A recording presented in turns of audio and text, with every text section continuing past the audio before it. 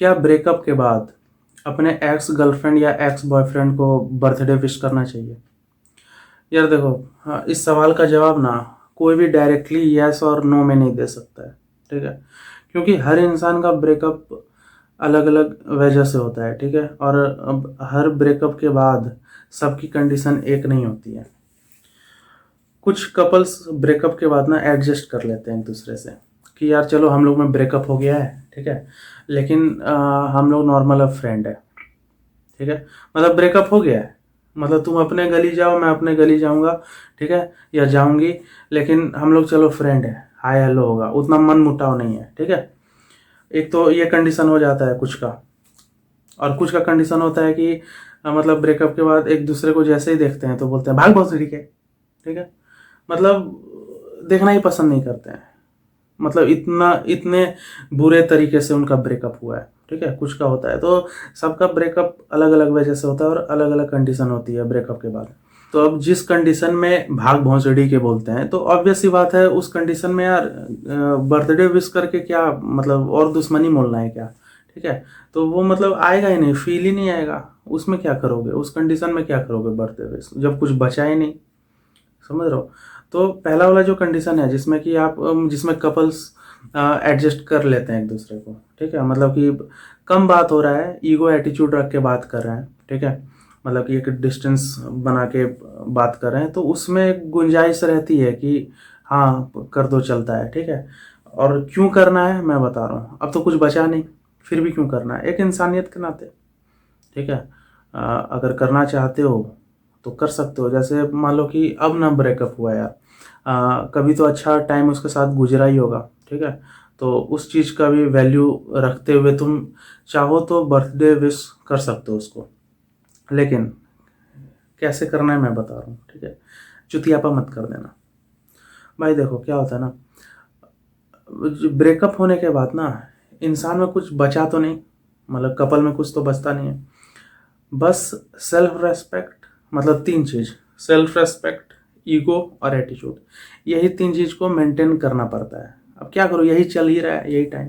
मतलब कि ब्रेकअप के बाद एक दूसरे को दिखाते हैं शो ऑफ करके कि मेरी लाइफ बहुत अच्छी चल रही है, तेरे बगैर भी बहुत अच्छा, मतलब स्टेटस अच्छे अच्छे लगाएंगे, पोस्ट अच्छा अच्छा, फोटो, मॉल वॉल जाके घूमेंगे, यही सब चल रहा है दुनिया में। ठीक है, मतलब एक दूसरे को दिखाते हैं कि मेरी लाइफ बहुत अच्छी चल रही है। ठीक है, तो अब इसी को मेंटेन लोग करते हैं, इसी में उनको मजा आता है। ठीक है, तो ईगो एटीट्यूड और सेल्फ रेस्पेक्ट को मेंटेन करना होता है ब्रेकअप के बाद।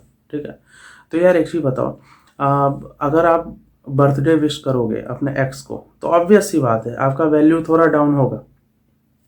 ठीक है, वैल्यू डाउन होगा क्योंकि आपने अपना भाव कम कर दिया। मतलब कि आपने जिसको विश किया बर्थडे, फिर तो वो तो यही सोचेगा ना कि देख इसको मेरी फिक्र है।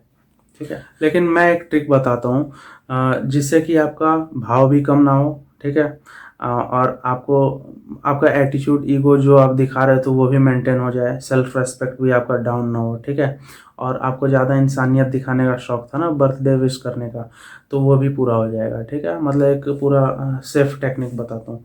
ये हो सकता है, ये तो कोई ट्रिक नहीं है, मतलब ये आपको ही पता होगा, लेकिन फिर भी मैं बता रहा हूँ जिनको नहीं पता है। यार देखो, मान लो कि आप लोग का ब्रेकअप 1 जनवरी को हुआ है, ठीक है, और आपके बॉयफ्रेंड या गर्लफ्रेंड का बर्थडे 10 अप्रैल को है, तो 3 महीने 10 दिन बाकी है।